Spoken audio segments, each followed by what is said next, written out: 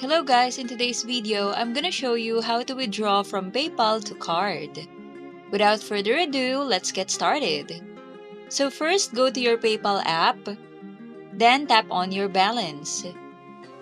As you can see, we cannot screen record here anymore, but there are some information that you should see, so I'll just get my other phone and record it here.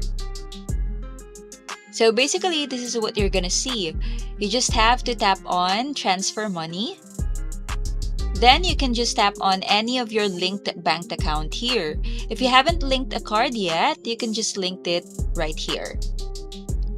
Also, there is a charge when you do this kind of transaction, so it depends on which bank you're planning to transfer. In my case, the service fee is 50 pesos and it will arrive to my bank typically in 2 to 4 business days.